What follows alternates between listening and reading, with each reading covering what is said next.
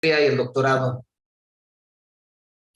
en el Instituto de Astronomía y, si mal no recuerdo, tu asesora fue Magda, ¿no? Sí, justo, justo. Y entonces eso, por supuesto, estuvo involucrado en HOC durante varios años y después de graduarse en el instituto, se fue a una estancia postdoctoral al Instituto Nacional de Pesquisas Espaciais en Brasil.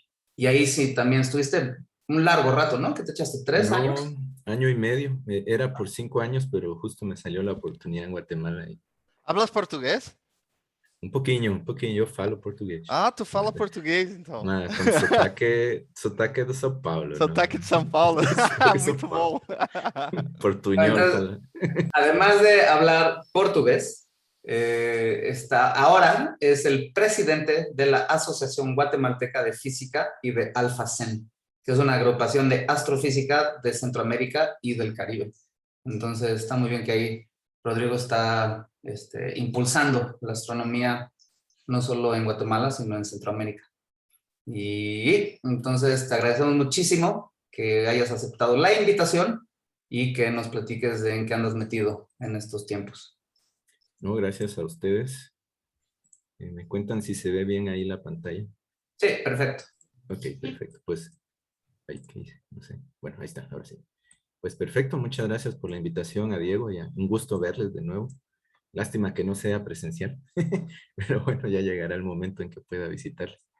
Y bueno, aquí les voy a presentar un trabajo que hemos estado haciendo con Antonio Marinelli, quien estuvo de postdoc también en UNAM, con Ana Penacchioni, que está en Argentina, Ankur, que está ahora en Suiza, Manuel en Brasil y Jocelyn y Anthony, que fueron mis estudiantes. Y es un estudio de actividad en blazares y posibles implicaciones en emisión de neutrinos de teraelectronvolts. Entonces, un poco de la línea, pues vamos a hablar un poco de blazares, luego un poco de cómo fue que seleccionamos la muestra, luego cómo es que ponderamos qué tan activo es un blazar, esto no es tan sencillo, y posteriormente la relación que existe entre rayos gamma, neutrinos y un poco de las conclusiones. Entonces, para empezar con generalidades de AGNs, de núcleos galácticos activos, pues son galaxias cuyo centro es muy brillante, altamente brillante. Por el centro estamos hablando del parsec central, son 10.000 veces más brillantes en comparación a una galaxia normal, así del orden más o menos. Su intensidad tiene un máximo en el radio, digamos, el boom de estos AGN se dio con la radioastronomía. La propuesta actual, pues, es que en el centro existe un agujero negro supermasivo de entre 10 a la 6 y 10 a la 10 masas solares, o un sistema de agujeros negros supermasivos. Hay modelos que proponen que hay más que uno, y que esto se ve reflejado un poco en la actividad. No lo puse acá, pero bueno, lo menciono porque es otra idea que estamos trabajando también con otros colegas. Luego se tiene un disco de acreción, que es el material que está cayendo al agujero negro, un toro de polvo y gas y, bueno, chorros relativistas, que a veces pueden ser dos, a veces puede ser uno. Y bueno, en la imagen les pongo uno de los más famosos, que es 13279 y un estudio multifrecuencia, digamos. Estos objetos son vistos en prácticamente todo el espectro, incluso en partículas. O bueno, son los candidatos a emitir diferentes partículas. Y bueno, aquí tenemos Fermilab, Swift, que es rayos X, vamos de mayor energía a menor, vemos en óptico, medidas de polarización y en radio, ¿no? Entonces, estos núcleos galácticos activos han sido muy estudiados, el boom es reciente, y bueno, reciente en escalas astronómicas. Y bueno, un poco, y en particular este estudio de Perdón, nada más, ¿y sabes si este 13279 también lo ve Hawk o está fuera de...? Hawk no he visto que lo reporten, de Hawk solo he visto los Markarians, he visto en el 87, 13 no lo he visto, pero en 13 últimamente tuvo cierta relevancia porque ya se observaron las velocidades relativistas de la base del jet a este blazar, quasar o FSRQ. Pero Hawk no he visto, fíjate, ¿no? Solo he visto los Markarian y M87. ¿Y qué velocidades se vieron? Fíjate que era .98, no recuerdo bien, pero voy a buscarlo y te paso el dato. Pero ya se vieron como que las bases del jet. Ok. Gracias. Bueno. Ahora, respecto a los blazares, pues son la clase más luminosa y variable de AGN.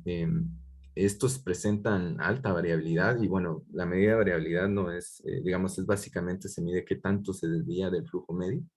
Hay un índice de variabilidad y de la clase de AGNs que más presentan variabilidad son los blazares. El SED es el característico de dos jorobas, donde el primero se asume o se explica como emisión síncrotron, el segundo pues puede ser explicado como síncrotron de protones, de cascadas o inverse Compton o la mezcla de diversos procesos. Luego la emisión electromagnética es mayoritariamente no térmica y se detecta desde radio hasta rayos gamma de alta energía. De hecho, esto se les ha visto teraelectronvolts, es decir, lo más grande, lo más energético, los detectores más energéticos que tenemos los han visto. Hay dos clases mayores, que son los BL-LAC y FSRQ. La división no es tan clara. Los BL-LACs no presentan líneas o presentan líneas muy débiles. Los FSRQ sí presentan líneas. Además, tienen diferencias espectrales. Digamos, el pico parece estar en diferentes regiones del espectro para BL-LACs y para FSRQs. También unos son más luminosos que otros. Sin embargo, la división clara no existe aún, digamos, ahí. Hay muchas cosas por definir. También se pueden clasificar en función de su primer pico, del pico síncrotron, en low synchrotron peak, que es cuando el pico está a energías de radio infrarrojo, intermediate synchrotron peak, que es cuando están en el ultravioleta más o menos, y high synchrotron peak, que es cuando llegan a rayos X. Y luego se observan chorros relativistas que están alineados con el observador, ¿no? Entonces, básicamente en blazares vemos la actividad del chorro. Este es un set característico del blazar PKS 2155-304. Y bueno, como les decía, el ajuste es este de dos jorobas, donde se explica el primero con síncrotron y el segundo inverse Compton o síncrotron de protones o cascadas o una mezcla de ambos, ¿no? Entonces, un poco más, pues son las fuentes más activas extragalácticas en rayos gamma, digamos, el cielo en rayos gamma extragaláctico está dominado por los blazares. Sin embargo, aún es debatido qué tanto contribuyen al fondo extragaláctico en estas energías. Tienen variabilidad que puede ir desde días a meses. También hay que tener cuidado, esto está muchas veces limitado por el experimento, digamos, no es fácil, también debido a que son objetos lejanos, la absorción extragaláctica hace que sean difíciles de detectar. Y bueno, la variabilidad que se ha notado va de escalas de días a meses, incluso algunos a años. Entonces también son los fuertes candidatos a emitir rayos cósmicos ultraenergéticos y neutrinos, que es de donde parte este trabajo, ¿no? Por la posibilidad de que estos sean los emitores de neutrinos. Y como les decía, se han observado energías muy grandes, mayores de TeV. Aquí tengo Markarian, que es uno de los más estudiados porque es de los más cercanos, de los más brillantes. Markarian se ha visto desde hace mucho en escalas de teraelectronvolts. Y entonces son objetos muy interesantes para estudiar estos regímenes, estos procesos radiactivos que nos pueden producir fotones a tan alta energía.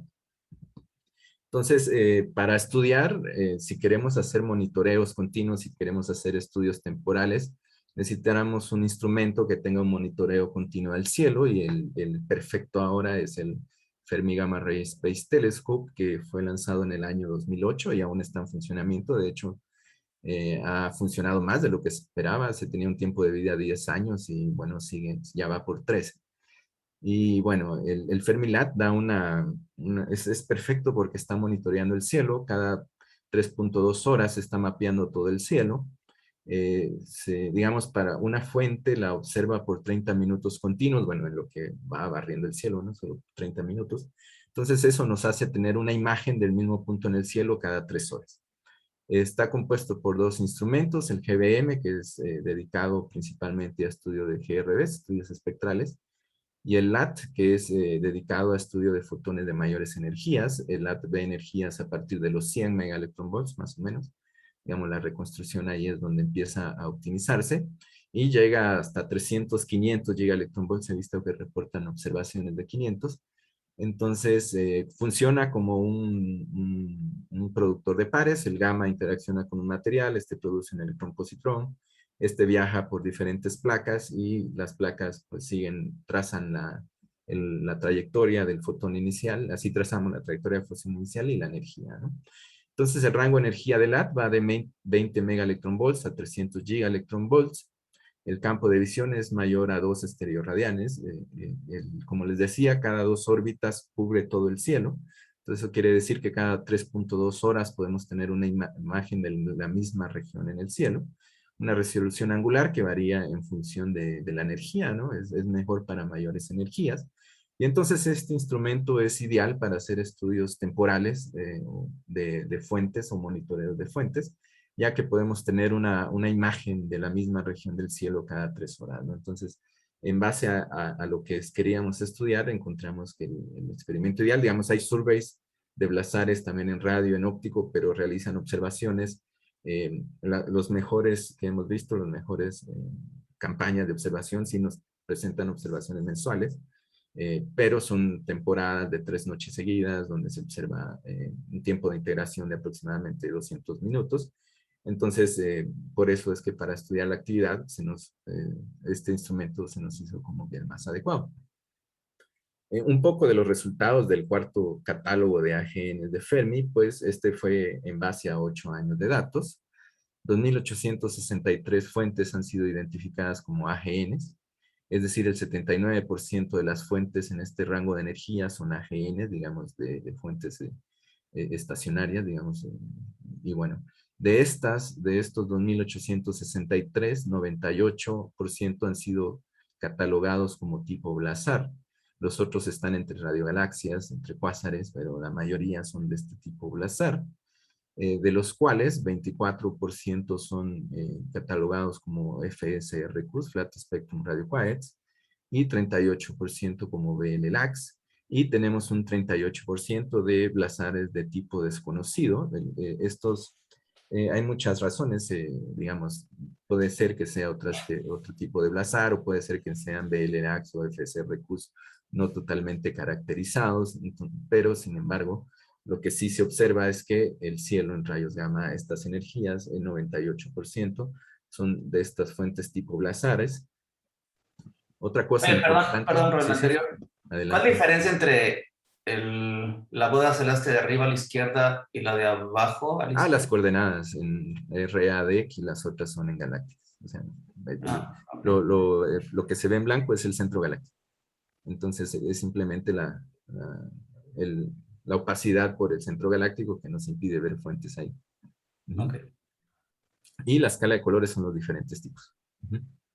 Y bueno, también de esta imagen se me olvidó mencionar que podemos ver que no hay una zona preferencial. Básicamente tenemos blazares en las diferentes regiones del cielo, ¿no? Podemos ver BL-AX y FSRQs en todas las regiones del cielo.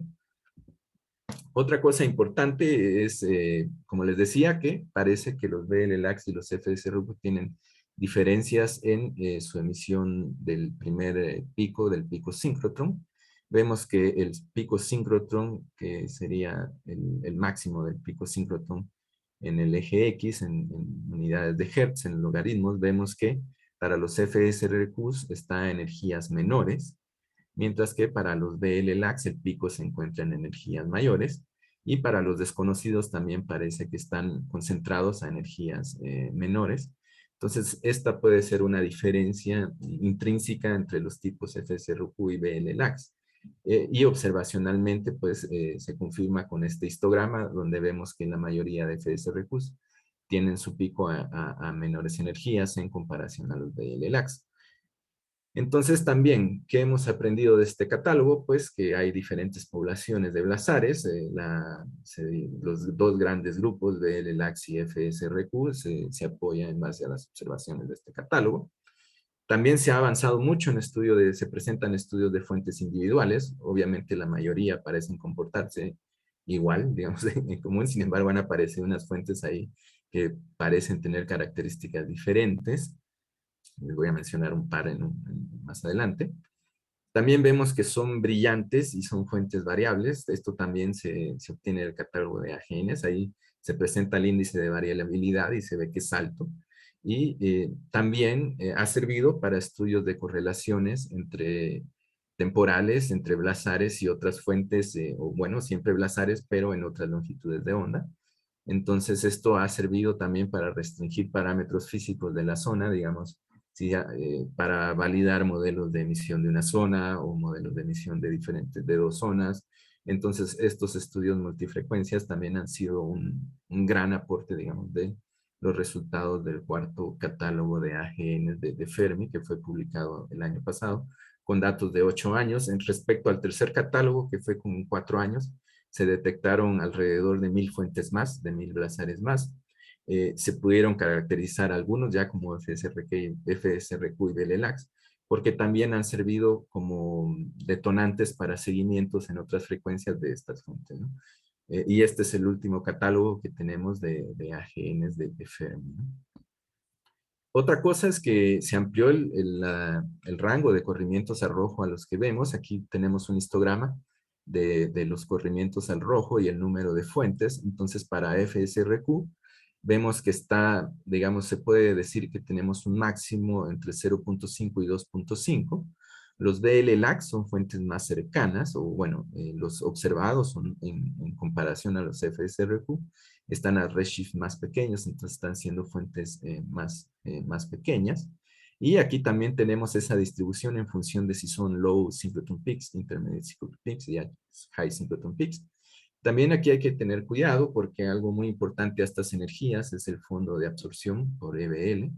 Entonces eso es lo que nos impide también ver blazares a redshifts un poco mayores, bueno, aparte de los modelos que predicen que la absorción, bueno, que estos fotones van a ser absorbidos con fotones que se encuentran viajando ahí entre la fuente y nosotros. Entonces la línea punteada es la distribución de redshift para el tercer catálogo. Ya con las nuevas fuentes, pues vemos que se mantiene la forma de distribuciones.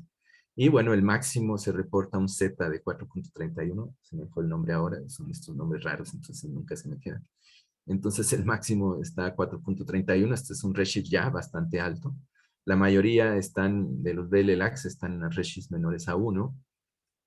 Entonces, como les decía, estamos viendo cada vez blazares más lejos, entonces esto implica que debemos considerar que son unos fuertes, o sea, su contribución al fondo extragaláctico, pues que ya se considera, actualmente se cree que es del aproximadamente, bueno, sabemos bien o se propone bien que el 8% del fondo extragaláctico puede ser explicado, el otro 90% no está muy bien explicado, el otro 90% aproximadamente. Entonces los blazares se convertirían en unos candidatos naturales a contribuir a este fondo. Se requieren aún estudios espectrales y de poblaciones para ver qué tanto podrían contribuir, pero bueno. Luego también tenemos posible relación entre AGNs y rayos cósmicos ultraenergéticos. Pierre Auger ha reportado observaciones. El problema con los rayos cósmicos es que tienen carga, entonces no vienen del mismo punto de donde se tiene la emisión electromagnética, campo magnético.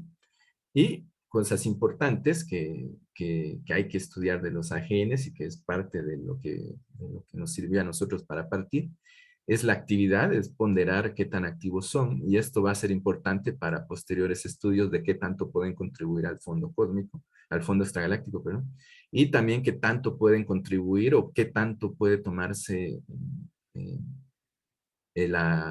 digamos, qué tanto pueden contribuirse o ser más fuertes candidatos a emisores de rayos cósmicos y neutrinos, porque, bueno, los modelos proponen que se debe existir una fase de actividad en estos blazares para que el flujo de neutrinos y rayos cósmicos sea detectable por los experimentos en Tierra, ¿no? Entonces, así es como partió esto. Entonces, para nuestro estudio, seleccionamos 38 blazares. El criterio fue en vista de que necesitábamos una buena estadística, pues nuestro criterio fue pedir que tuvieran un alto flujo en la banda de los rayos gamma. Este fue el primer criterio. Luego, para tener como que poblaciones de ambos, seleccionamos 19 clasificados como BL-LAC y 19 clasificados como FSRQ, aunque en particular el caso de uno de los más interesantes, que es el TXS 0506, hay trabajos que lo definen como BL-LAC, sin embargo hay otros trabajos que lo proponen como FSRQ. Luego tuvimos un rango de corrimientos al rojo entre 0.3 a 2.5.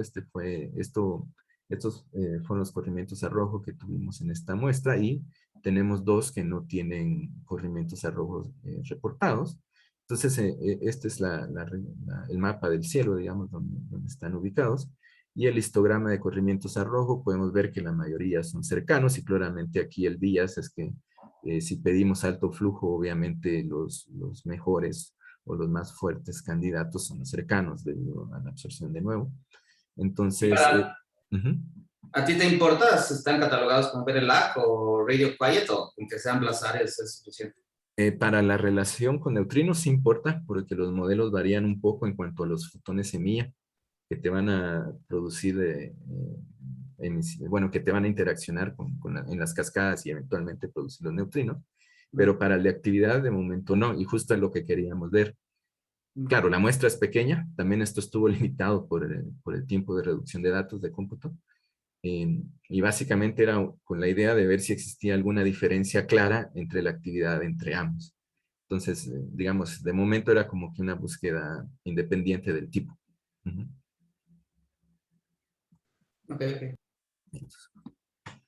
Y entonces las observaciones en rayos gamma, pues obtuvimos las curvas de luz de 10 años de datos de Fermi entre energías de 0.1 y 300 gigaelectronvolts. Agarramos del 2008 al 2018. Estos fueron los 10 años de datos para obtener las curvas de luz. Una región de interés de 15 grados, es decir, básicamente la región del cielo que analizábamos. Consideramos absorción, es decir, el IBL, en particular usamos el modelo de Franceschini, producido Franceschini et al. En el 2008, que es del que más se usa para observaciones de rayos gamma, de los más citados en la literatura, aunque hicimos pruebas con otros 3 modelos de EBL y no hubo diferencia significativa, así que decidimos trabajar con Franceschini para ser consistentes con trabajos previos. La reducción de datos se hizo con las Fermi Science Tools, que son las herramientas diseñadas por la misión Fermi para reducir datos de Fermilab. El tiempo de cómputo, como les decía, fue el que nos limitó. Eran 10 años. Bueno, inicialmente hicimos un estudio considerando diferentes tamaños de bin, o sea, es decir, los puntos en una curva de luz son los datos acumulados en una ventana temporal, este es de 2 semanas. Nosotros intentamos ir finos, intentamos con 1 semana, luego fuimos con 2, 1 mes y 3 meses. Eh, Eventualmente decidimos trabajar con 2 semanas porque era el que reducía el número de upper limits y nos permitía tener una estadística buena, digamos, un suficiente número de puntos. También consideramos las componentes isotróficas y difusas galácticas para la reconstrucción de los datos. Y como les decía, luego de probar diferentes tamaños de episodios, decidimos elegir el de 2 semanas para optimizar la estadística. Así teníamos un suficiente número de datos sin una fuerte carga de límites superiores, de upper limits. Entonces esto nos iba a permitir tener más herramientas para realizar la estadística de la determinación de actividad de estos objetos. Entonces, como les decía, el limitante fue el tiempo porque la reducción o la obtención de estas curvas de luz nos llevaba alrededor de 10 a 15 días y al final hicimos 38 y obviamente algunas salían mal, entonces, o poníamos mal un dato, había que reconstruir, entonces este limitante fue uno de los principales para que solo tuviéramos 38 objetos. Nos hubiera gustado llegar a más, pero bueno, esto se complicó. Entonces, para determinar la actividad, se define un parámetro llamado ciclo de actividad. La definición más simple es básicamente contar cuánto tiempo pasa la fuente en un estado activo en comparación al tiempo total de observación. Sin embargo, no es tan sencillo o no es tan simple definir algo como activo o no activo. Entonces, eso era uno de los principales problemas. Luego también, en función de observables, esta expresión del ciclo de actividad se puede expresar en términos del flujo medio, del que se define como flujo base, del flujo promedio en los estados activos. Entonces, digamos, esto es importante porque nos sirve o lo podemos obtener en base a observables. Como les decía, lo difícil o lo más complicado es definir cuál es el umbral que va a separar qué entendemos como estado activo y qué entendemos como estado no activo. Entonces, para eso nos pusimos a buscar en la literatura y bueno, el primer trabajo que encontramos fue uno hecho por Bresellone en el 2004, que fue aplicado a blazares de la misión anterior a Fermi, que era BATSI. Entonces, en este trabajo básicamente definía el estado activo en función del flujo promedio ponderado. Ellos definen el threshold o el umbral como 1.5 veces el flujo promedio ponderado. Entonces, esta es una buena primera aproximación, sin embargo, tiene un sesgo muy fuerte, y es que si el blazar es altamente activo, obviamente el flujo promedio va a estar más arriba, y esto nos haría como subdeterminar el número de episodios, el número o el tiempo que una fuente estuvo en estado activo. Sin embargo, este método es útil cuando no tenemos suficiente estadística en comparación a otros más sofisticados. Y es porque no siempre podemos reconstruir todos los puntos. Como les decía, a veces la mayoría es upper limits. Entonces esto hace que tengamos que agarrar episodios más grandes. Entonces, por ejemplo, para blazares con flujo bajo, el episodio para poder reconstruir una curva de luz era de 3 meses. Entonces eso nos hacía tener un sexto de los puntos que tenemos para los otros.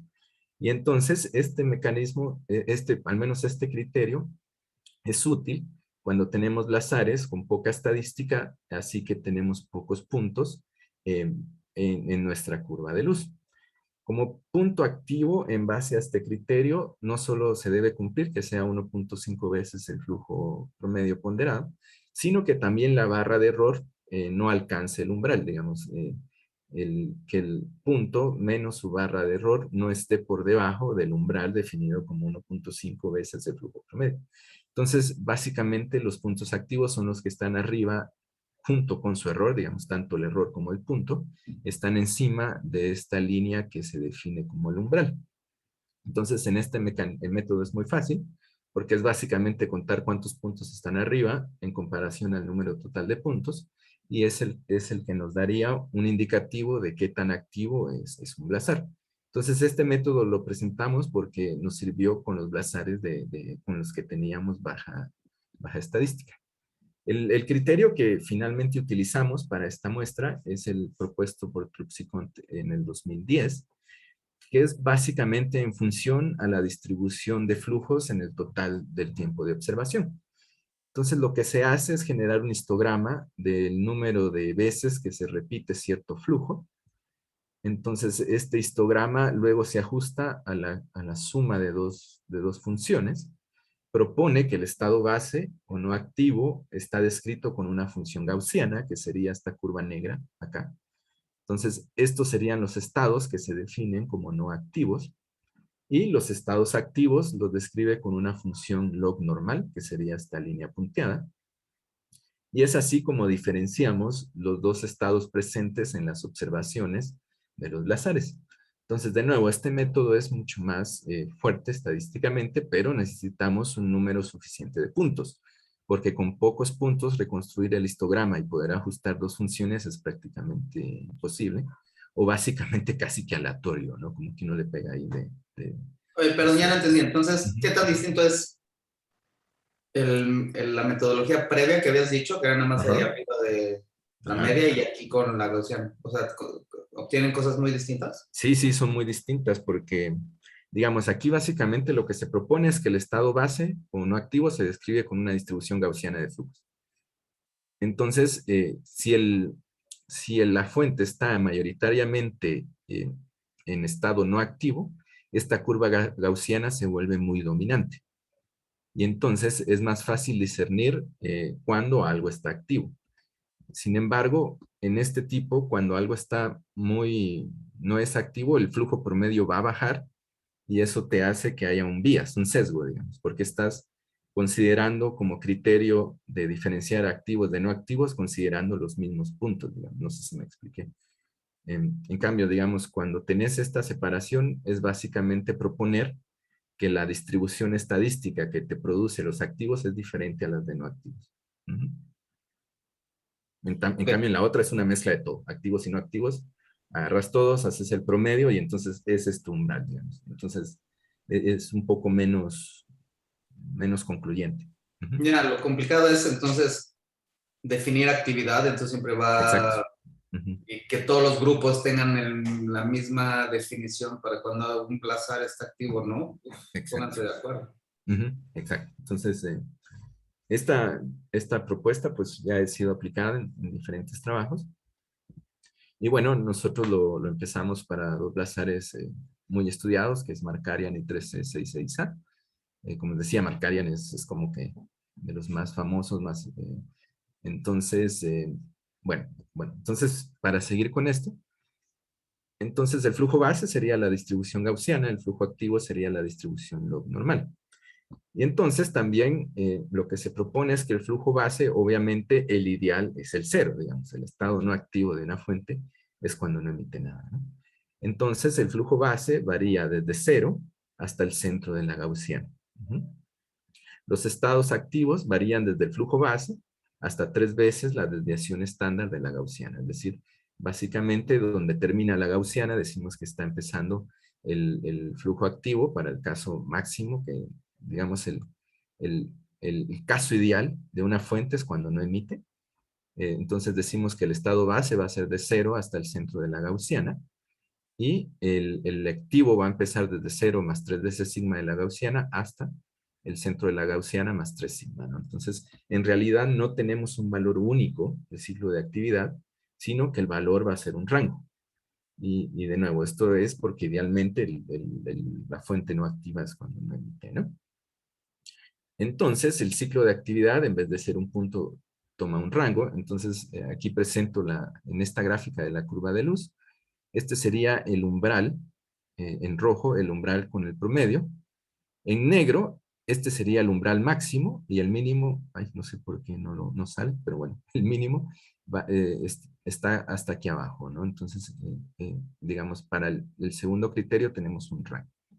Y entonces vemos que el ciclo de actividad para 1366A va aproximadamente entre 10 y 40. Estos son los valores que obtuvimos. Y para Markarian 421, nuestros resultados estaban en consistencia con trabajos previos reportados, no solo en este rango de energía, sino en particular uno reportado con datos de Milagro. Entonces creemos que Markarian parece tener la misma actividad en diferentes frecuencias o longitudes de onda o rangos de energía, y también en diferentes épocas, porque las observaciones de Markarian fueron previas, de Milagro fueron previas al lanzamiento de Fermi. Entonces, en total de esta muestra, lo que encontramos es que la mayoría, la distribución de valores del ciclo de actividad, tiene un máximo entre 10 y 20, entre 10 y 30 más o menos. Entonces, la mayoría de fuentes parecen estar activos entre un máximo del 23%, del 22%. El mínimo que se observó, es decir, la fuente menos activa, tenía un ciclo de actividad de 8 más o menos. El máximo de 40, es decir, casi la mitad de su tiempo estuvo activa. Entonces vemos que hay diferentes valores de actividad de blazares. Entonces, una cosa importante que no es muy considerado en diferentes trabajos, es que usualmente cuando se proponen que los blazares, por ejemplo, son candidatos a contribuir al fondo de neutrinos o al fondo de rayos cósmicos, al fondo de extragalácticos de rayos gamma, no se asume qué tanto pasan en estado activo, digamos. Entonces, creemos que eso debe ser importante. Y también encontramos que no hay mucha variación considerando diferentes tamaños de bines. Esto se hizo solo para 3 objetos, que fue de hecho la tesis de licenciatura de Mabel. Y bueno, entonces el primer resultado que tuvimos es que los blazares aparentemente pasan un cuarto de su tiempo como activos. Luego aparecieron otras cosas muy bonitas y que queremos seguir explorando, ¿no? Y bueno, encontramos que también a estas energías aparece la llamada secuencia de Blazar o Blazar sequence, y es una anticorrelación entre el pico de síncrotron y la luminosidad que se había reportado para radio, y de ahí se interpolaba a la luminosidad volumétrica. Y aquí vemos que esta anticorrelación, esta secuencia de Blazar, también está apareciendo en luminosidades en rayos gamma. Entonces, este es un tema abierto. Digamos, una posible explicación es que la emisión leptónica se está dando en la base del chorro, la mayoría, digamos, pero digamos es algo que aún no está del todo claro, y fue un resultado que digamos, nos parece bonito y que queremos explorar con una muestra mayor y ver si podemos restringir un poco qué tan inclinada es esta anticorrelación. También buscamos saber si había relación entre otros observables, como el ciclo de actividad, la duración máxima del flare, la luminosidad, y bueno, no hay aparentes correlaciones. Tampoco encontramos correlación entre el ciclo de actividad y el corrimiento al rojo, es decir, no parece que los más cercanos sean más activos en comparación a los más lejanos. Eso Rodrigo, también, ¿sí? ¿puedes explicar eso? ¿Por qué si la emisión viene de la base del jet, entonces debería haber una anticorrelación? Sí, bueno, para serte sincero, no creo poderlo explicar, porque ni yo lo entendí bien. Pero Ah, ok, digamos, ok. lo que se propone es que cuando digamos, cuando la base, la mayoría de radiación viene de la base, entonces la radiación síncrotron está más atrás de la fuente de emisión. Entonces la luminosidad es un poco opacada, por así decirlo, en su trayectoria. Ujú. Pero ya digamos así, meterme a las ecuaciones y eso y ponderar qué tanto, no lo tengo tan claro. Pero igual te puedo pasar la referencia, Ok, pero sí. ok, no te preocupes. Esa es una. Hay otras propuestas más de cascadas que no, es así, no tendría tanta idea. Ujú. Porque en principio los dos no deberían estar relacionados, ¿no? Si tienes, si la emisión en gamma viene de inverse Compton Ujú. del disco y sincrotrón viene del jet, no debería haber ninguna Ujú. relación entre los dos, ¿o no? Sí, sí, no, bueno, es que también depende si propones que la emisión síncrotron también venga del jet. Ajá. Ya Entonces, yo justo hubiera pensado eso. Más campo magnético, más sincrotrón, más gamma. ujú, O Claro, sea, yo hubiera no deberían esperado estar directamente proporcionales, ¿no? Porque si tienes más sincrotrón significa que tienes más electrones relativistas. Si ujú. tienes más electrones relativistas deberías tener más inverse Compton, ¿no? Sí, asumiendo que la misma población te lo produce. Ajá, Ahora, asumiendo que si asumís que son otras poblaciones las que te envían los fotones target, bueno, los fotones que puede hacer el disco, que puede hacer la región de líneas anchas, entonces eso te restringe un poco la relación entre luminosidad de Compton en comparación a la síncrotron del jet lag. Ok. Sí, digamos, este tema está muy bonito, por eso queremos seguirle entrando. Tal vez a lo mejor y el otro año ya les cuento algo más al respecto. Y parece entonces que el modelo esto que uno tiene en mente de los AGNs como sincrotrón, inverse Compton, así sencillito, etcétera, no es tan sencillito como parece, ¿no? No, porque, digamos, de hecho ese modelo también tendría la limitante de explicarte neutrinos y rayos cósmicos, Ya, porque ahí ok. también necesitas cascada. Y bueno, el síncrotron no solo puede ser el del campo magnético de electrones, sino también de electrones producidos en estas cascadas también. Entonces tenés otra población síncrotron también a considerar. ¿Y estas cascadas dónde se producen? O sea, Estas sí se producen en el chorro. ya. Bueno, entonces, posteriormente, pues, quisimos ver, bueno, apareció este famoso blazar, el TXS0506 más 056, que fue el primero que se detectó un neutrino en contraparte a un flare en rayos gamma. El neutrino es el IC170922A, que vino en coincidencia, digamos. El flare es el que aparece aquí en el lado derecho y la línea identifica el neutrino, el tiempo en que vino el neutrino. Sin embargo, este objeto también era interesante porque en el 2014 también se detectó un exceso de neutrinos de esa región del cielo, aunque allí no hubo emisión de rayos gamma, digamos, solo se reportó el exceso de neutrinos, y fue en diciembre del 2014, pero sin embargo este fue como que el primer candidato altamente fuerte a producir neutrinos de tera electron volts de una fuente puntual, digamos, porque se habían detectado varios no en coincidencia. Entonces, con esto, digamos, intentando entender por qué este era tan especial, digamos, porque este sí, cuando tenemos muchos blazares en nuestra vecindad extragaláctica, ¿no? Y tenemos blazares más cercanos, tenemos blazares más luminosos. Entonces, ¿qué fue lo que tenía este en especial? Entonces, con eso en mente, lo que hicimos fue buscar una correlación espacial, es decir, qué tantos blazares están en el field of view de donde se detectó el neutrino, en un círculo de 5 grados cuadrados, entonces es un radio de 1.3 grados, digamos. Buscamos qué tanto centroide de neutrino se reportó con centroide de blazar en menor a 1.3 grados. de estos neutrinos con energías mayores a 200 teraelectronvolts. De esta búsqueda encontramos 10 objetos, ahí se me fue una C, y bueno, para validar de que no sea únicamente por aleatoriedad, pues buscamos la probabilidad de que fuese una simple coincidencia espacial, y encontramos que la probabilidad era baja, de 0.2%. Entonces, en base a esto partimos estudiando estos 10 objetos. Entonces, esta es la lista de objetos. Uy, se me ve muy mal, pero bueno. OP313 es, digamos, entre los famosos, pues está TXS0506 más 056, que fue el que reportó. Y de ahí los demás son blazares que tanto tenemos FSRQ como BLLAX, digamos, no tenemos solo de una clase. Están en diferentes regiones del cielo. 9 están en el norte galáctico, solo 1 está en el sur, el PKS 1454. Y también la distribución de redshift era, digamos, teníamos desde 0.3 hasta 1.5. Entonces esta fue la muestra que pasó el primer criterio. Y en particular nos dedicamos con estos dos, que fueron los únicos a los que les pudimos reconstruir una curva de luz bastante decente. Los demás son, como están lejos o son menos brillantes, pues el flujo de rayos gamma era bajo.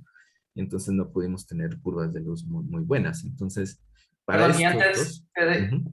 o sea, justo pues, lo que uno hubiera esperado es que el quinto, ¿no? Pudieras reconstruir, que es el que tiene un corrimiento rojo Sí, relativamente pequeño. relativamente, ajá. Porque el Pero, otro Z1, no va a saber no, nada. está difícil, sí. Entonces, a estos les hicimos un estudio con bines de 6 meses. Entonces, ahí perdés mucha resolución temporal. Y en el quinto, ¿por qué no pudieron reconstruir? Tenía estadística muy baja. Ujú. Okay. Es poco, intrínsecamente menos brillante que el resto, ¿no? Al menos a estas energías. Entonces, sí, los reconstruimos con bines de 6 meses, digamos. Ok, y me perdí una cosa. En este Ujú. TXS, con esas se observan neutrinos, ¿cuántos? ¿Miles? Ah, un evento, ¿no? Aquí se reporta la reconstrucción de un evento. Ujú. ¿Pero un evento implica un neutrino o un evento es un Digamos, un montón de neutrino, neutrinos en un eh, solo eh, momento? digamos, detectas un neutrino, puedes reconstruir un neutrino, pero eso implica que la fuente debió haber emitido al menos un flujo tal que uno pueda ser reconstruido. Ujú. Eh, Déjame Ujú. nada más intentar reconstruir eso para atrás. Entonces, tú Ujú. detectas un neutrino, Ajá, supones que reportas la pasaron, alerta de no un sé, 10 neutrino. a la 10 neutrinos. Ujú. ¿Esto lo estás haciendo con IceCube o Ujú. con qué? Sí, esto es lo Entonces, reportado por IceCube. Esto es lo ok, reportado por IceCube. entonces tienes tu señal en IceCube, que es Ujú. un cono de Cherenkov. Con Ujú. ese cono tú reconstruyes más o menos el ángulo del que vino del cielo. Tienes Ujú. estos 10 candidatos Ujú. y supones que la fuente, el neutrino, viene sobre el jet que estás emitiendo. Ajá, exacto. O sea, no puede, porque digamos, los neutrinos que tú estás emitiendo en cualquiera de estas fuentes van a ser totalmente transparentes a la fuente, entonces en principio Ujú. podrían salir sobre 4π, no sobre un ángulo, Sí, pero exacto. supone que la emisión, que la cascada de alguna Ujú. manera te está determinando el momento que va a traer el neutrino y entonces está enfocado sobre el jet. ¿Sí es Exacto. así? Ujú. Ok, Exacto. perfecto. Por esos Gracias. glazares. Ajá, sí. Ok, perfecto. No, Gracias. no, no. Entonces, sí, digamos, la reconstrucción la hace IceCube, pero para reconstruir, digamos, para decir que IceCube pudo ver un evento, la fuente debió haber tenido un flujo mínimo. Ujú. Entonces, lo que observamos para estas dos, particularmente interesante, es que OP, como está más lejos, es más brillante, más luminoso que TXS.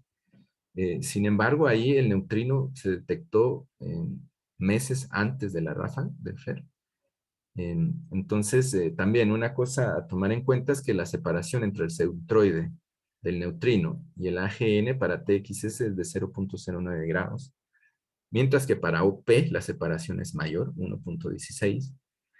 Si bien es cierto, es solo el centroide, pues esto nos da un indicativo de que aparentemente no está tan cerca, ¿no? Y OP no presenta coincidencia con neutrino. Entonces lo que hicimos fue agarrar un modelo leptohadrónico para, en base a las observaciones en gamma de Fermilab, poder inferir el flujo de neutrinos que se esperaría acá en tierra, digamos. Utilizamos el de Keivani et al. 2018, el de Petropoulou et al. 2015. Digamos, el de Keivani fue para TXS porque ahí tenemos más observables. Para los otros, pues no teníamos un neutrino observable, digamos. Usamos... Disculpa, ujú, sí, sí. ¿qué tamaño tienen los jets de los que estás hablando? ¿Son meses luz o Años por qué luz. tendrías tanta diferencia una señal y otra? Años luz, ok. Ujú, Entonces ujú. puedes estar emitiendo los neutrinos en un proceso más cercano al agujero negro Exacto. y luego la parte luminosa La parte se luminosa. vuelve transparente mucho más arriba, ok. Exacto. Ok, Ajá. De hecho, se tiene que tener cierta absorción para los rayos gamma. ok, Ujú. Que en perfecto, neutrinos gracias. no la tenés. Ujú. Claro. Entonces acá pues fue básicamente en base a estos modelos reconstruir el flujo de neutrinos que se esperaría y lo comparamos con dos umbrales de detección, digamos, por IceCube, a diferentes tamaños de bin, digamos, a diferentes tiempos de colección de datos y bueno, consideramos una baja opacidad en rayos gamma para que esto pueda. Y también se debe asumir una intensidad relativa. Esta la agarramos de literatura, a excepción de TXS, donde ahí sí se pudo determinar en base a la observación, para el resto tuvimos que asumir valores típicos. Pero bueno, con esos tres factores reconstruimos y bueno, se observa que bueno, este modelo tranquilamente y tal cual ya sabíamos, ¿no? Reproduce que el neutrino de TXS pues sí está por sobre el umbral de detección de IceCube y por eso fue detectado. Y sin embargo, lo que observamos para OP es que en ningún momento se alcanza el umbral, entonces esto nos podría explicar en base a los datos que tenemos por qué en TXS, o bueno, este modelo es consistente con que en TXS se haya observado neutrino y en OP no. También una cosa importante es que si aplicamos el ciclo de actividad, es decir, porque de nuevo, muchas veces se asume que la fuente está siempre como que en estado activo, y sin embargo, como vimos, esto no pasa. Entonces, si aplicamos este valor de ciclo de actividad, también esto nos permitiría explicar por qué esperamos un flujo menor de la fuente para periodos largos de observación. Entonces, este es el sed histórico de TXS. Este triángulo lila o morado, ¿no? Ya me olvidé, en mexicano si es morado, ¿no? Sí, sí, ¿no? Bueno, si no, ya me hace falta ir a México a retomar mi chilango.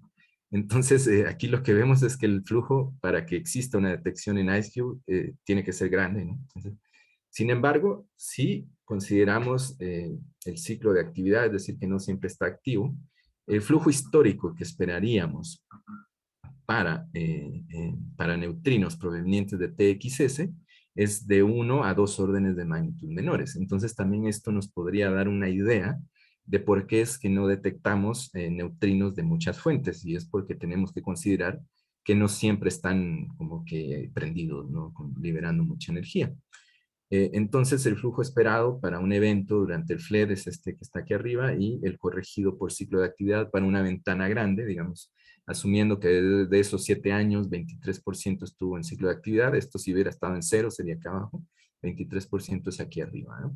Y esto podríamos interpolarlo como considerando que siempre estuviera en actividad, ¿no? Entonces vemos que se esperan diferentes flujos a las energías de los neutrinos observados si consideramos observaciones largas, y esto nos permitiría un poco entender por qué es que en tantos años hemos visto muy pocos eventos de neutrinos en coincidencia con Blazar.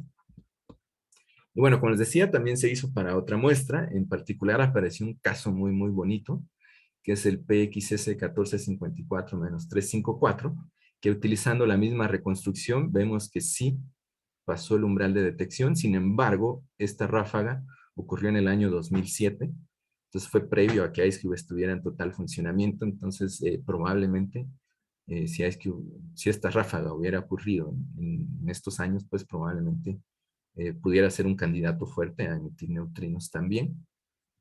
Y otro blazar que casi llega al umbral, sin embargo, tampoco lo pasa, ¿no? Que es el GB. Entonces lo que vemos es que este modelo, un modelo leptohadrónico, entonces pudo, o para el blazar PXS 1454, pudo haber pasado el umbral de IceCube en el año 2007. Sin embargo, pues fue previo al total funcionamiento de IceCube y de hecho previo a Fermi, Por eso no sabemos si este flare cuando empezó. Aquí es cuando empezaron las observaciones de Fermi, por eso es que empieza desde arriba.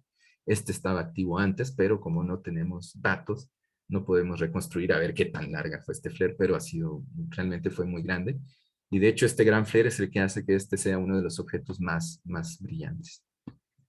Entonces ya para terminar, hicimos una especie de agrupación con los blazares que pudimos de las características que son ciclo de actividad, la luminosidad de la ráfaga y la duración de la ráfaga.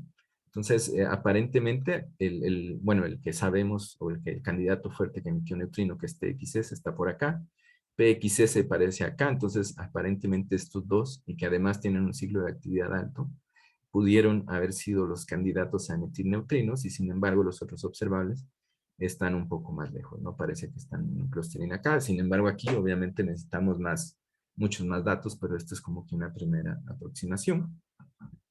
Y bueno, ya como conclusiones, pues vemos que la emisión en rayos gamma de blazares está dominada por las fases no activas, que se cree que son emisiones mayoritariamente leptónicas.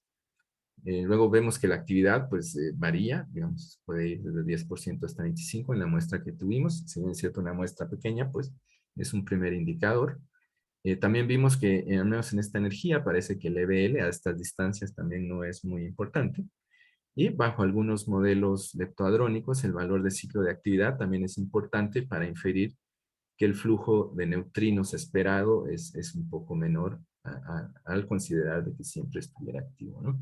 Y esto también influye un poco en el fondo de neutrinos extragalácticos, ¿no? Para tomar en cuenta a la hora de considerar los láseres como candidatos. Y bueno, muchas gracias. Ahí está mi correo. Ahí hay un blog donde tenemos un poco de lo que hacemos de astronomía aquí en Guatemala. Estamos picando piedra, pero ahí vamos. Y les agradezco el espacio y como les digo, si se arma el encuentro el otro año, recibirán la invitación y espero tenerles por acá. Muchas gracias, Rodrigo. Muchas gracias. Este, Enrique, ¿tiene alguna duda, algún comentario? Sí, tengo una preguntita. Ujú. El haber detectado este neutrino de 290 TeV, si recuerdo bien el número, Ujú. bueno, estás diciendo que lo puedes asociar a este modelo leptohadrónico, supongo que te descarta, no sé, los leptónicos o alguna otra cosa. Pero ¿qué restricciones o qué límites inferiores le mete, por ejemplo, la región donde lo emitiste? Debe tener, supongo, ciertos campos magnéticos, ciertas densidades, cierto Ujú. tipo de Ujú. condiciones que puedas fijar dentro del jet. Entonces, ¿tienes alguna idea de qué valores, qué factores gamma, etcétera?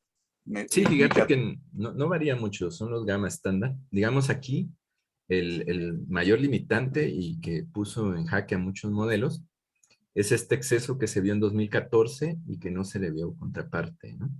Entonces, puede ser que no esté asociada al azar y que haya sido simple coincidencia espacial, pero eso realmente fue lo que, lo que puso en jaque mucho, porque estás teniendo un exceso de neutrinos sin una contraparte electromagnética. También afortunadamente, tuvo flare en gamma y en rayos X, y en gamma incluso se vio a energías de tera. Entonces, esto te hace restringir más los modelos. Y digamos, en cuanto a valores de factor de Lorentz es estándar, digamos, digamos, en cuanto a campo magnético, puedes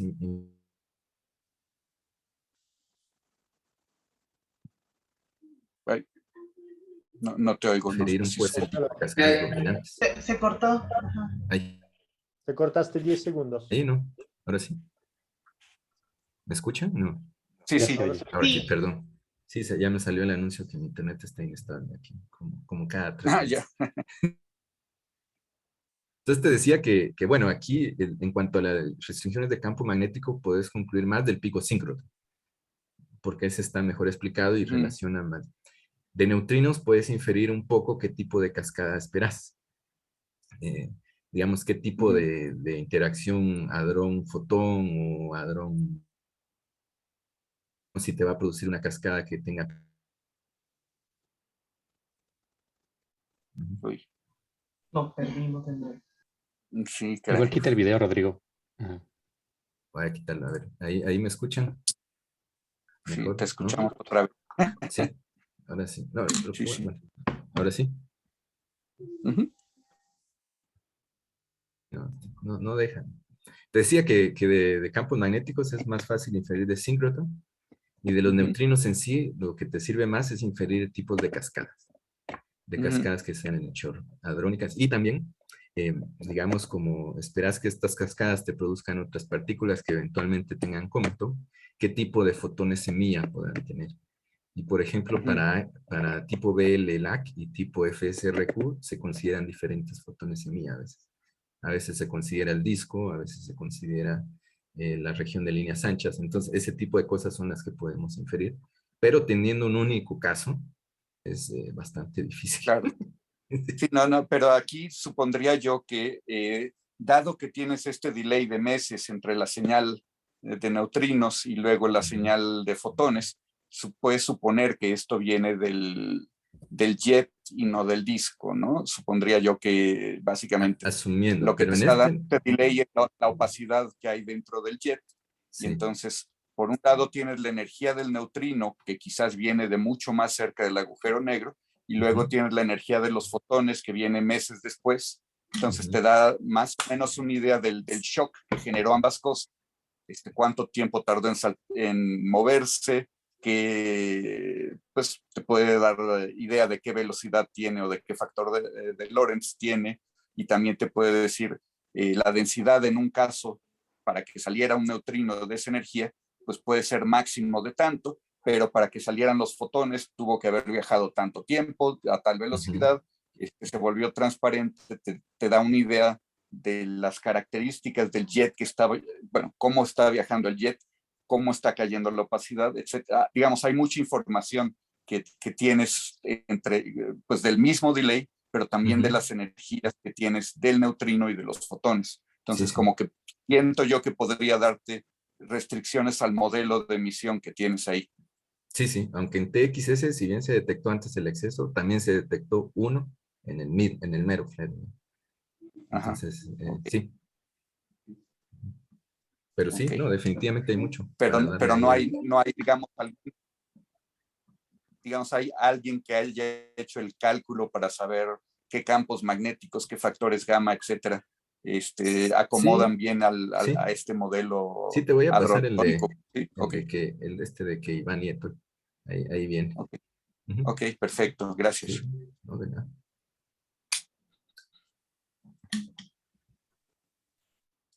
Bueno, creo que sigo yo. Ah, Yo sí, tenía sí. un Perdón. yo tenía un comentario. Primero Sí. que nada, me encantó tu charla. Tienes una claridad impresionante. Gracias. Pocas veces he oído una charla tan bien explicada. Porque, por supuesto, yo no hago nada de blazares. Tengo dos preguntas bastante estúpidas y muy sencillas seguramente para ti, pero yo quedé impresionada porque entendí todo. Entonces, muchísimas gracias. O sea, se ve que lo tuyo es pues estar en contacto con estudiantes, porque sí, impresionante la claridad que tuviste. Muchas felicidades. Estoy muy emocionada porque aprendí un montón de cosas nuevas de Blaza. Y ahora iban mis dos preguntas estúpidas. La primera es del redshift. Típicamente, ¿a qué redshift esperas ver los blazares? Cercanos. Digamos, la mayoría está entre 0.5 y 2.5. Bueno, para mí eso es cercano. Cercano. Pero digamos, el más lejano que se tiene es 4.5 a estas energías. Si vas a energías mayores, sí tienen que ser más cercanos, pero es por la absorción del fondo. Es por la absorción. Y justo esa era mi otra pregunta, si hay como algo canónico. O sea, tú cuando ves una gene esperas siempre ver un comportamiento, ok, hay periodos activos y periodos quietos, pero tú esperas ver cosas similares, o sea. Sí, digamos, la periodicidad no es igual en las diferentes longitudes de onda, entonces eso es algo bonito. Okay. Porque no es lo mismo, entonces propones que hay diferentes procesos radiactivos. Como les decía, también hay unos muy bonitos que son periódicos, unos blazares que tienen una periodicidad de aproximadamente de 2.16 años, es el PG1553. Ese es el bonito, porque ves la periodicidad así muy bonita, Entonces ahí lo que proponen es que en el centro, en lugar de tener un agujero negro, tienes dos que están dando vuelta uno alrededor del otro y cada vez que los jets se superponen sube la actividad y cuando no baja. Y también hay unos cuasi periódicos que se propone que también es un sistema de agujeros negros múltiple. Y bueno, pero sí, hay unos que sí tienen periodicidad. Y interesantemente a estos se les ve que la periodicidad no solo es en gamma, también se vio en óptico. Entonces por eso es que propones que el origen es dinámico y no radiativo. Oh, ok. Sí. Ya, esas son todas mis preguntas. Muchas gracias. Con suerte, próximamente les cuento más de eso, que también estamos trabajando ahí con, Ay, con claro que estos sí. sistemas. Encantados de recibirte. No, no, gracias. ¿Alguien más tiene dudas? No. Diego. Y en estos hoyos ajenes con dos hoyos negros Ujú. en el centro, ¿qué masas tienen esos hoyos negros? Fíjate que solo puedes inferir la masa contenida de 10 a la 8 más o menos en este PG. El parámetro libre es justo la relación entre uno y otro. Ese es un parámetro libre. ¿Qué tanto es la relación entre uno y el otro? Y el modelo que se presenta es meramente newtoniano, kepleriano, y es porque se ve justo de frente. Entonces ahí la versión relativista se te reduce a Kepler. Pero si le ¿Y qué metes... cociente Ujú. entre esos dos hoyos negros? O sea, ¿son parecidones o qué? ¿A qué Sí, se sí, del orden, digamos, 0.5 o algo así, Ya. son del orden. Ujú. Pero sí, eso está bonito también, porque lo que estamos viendo es que si le metes spin, ya puedes explicar los cuasi periódicos. Pero todavía no lo tenemos bien pulidito. Eso les quería presentar hoy, pero no llegamos a tener bonitas gráficas. ¿Alguien más? Yo última. Ok. Entonces, este evento del TXS que recibimos, entonces el neutrino y medio se logra identificar con alguna galaxia, o sea, ¿fue de pura fortuna o sí crees que entonces los No, próximos años? digamos, el modelo está muy bonito porque sí te predice el flare, los flujos en X, los flujos en gamma. Ya, pero yo lo que pregunto es, Ujú. ¿qué tan lejos estamos de obtener una segunda fuente de un blazar con neutrino? ¿O crees Fíjate que va que a ser un... sí, a opinión del grupo, ¿verdad? En lo que hablábamos posterior, es que lo que esperamos es que un flare del orden de un año te produzca un neutrino, o bueno, el suficiente flujo para que detectes un neutrino. Entonces, lo que creemos es que tiene que ser un flare bastante largo. Y los que se ven aún son del orden de semanas, de meses. Ya. Pero, digamos, habrá que esperar a ver cuando hay otro flare y ver si era cierto. Enrique. Gracias. Oye, y bueno, eso es con la sensitividad que tienen ahorita en los Sí. detectores actuales. ¿Qué prospectos hay o qué upgrades están haciendo? Sí, Ya sea, no sé, Antares o IceCube o alguno de sí, los otros, como sí, para justo. estos rates. Sí, como decís, es dependiente mucho del detector. Entonces hace falta tener una red de detectores. Antares está ahorita en Operate. Y IceCube, pues no sé si hay en Operate próximo, pero sí, con el Operate de Antares esperamos que se detecten más. ¿Alguien más?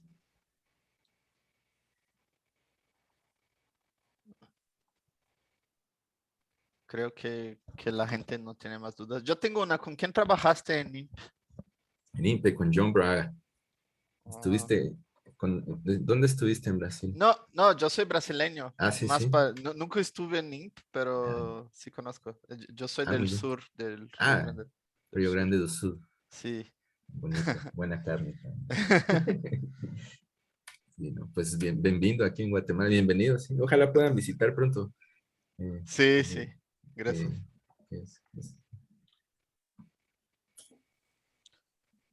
Bien, entonces, pues estás entonces otra vez más que invitado, Rob, Gracias. a ser parte de esta pequeña comunidad que tenemos de altas energías. Y trae a tus Muchas gracias. estudiantitos. O sea, Sí, sí. con gusto, si Genial, nos los genial. quieres mandar, No, estaría aquí muy genial. encantado. Sí, Y porque... te digo, o sea, si está en pie, si tú en algún momento nos quieres invitar a dar una charla, yo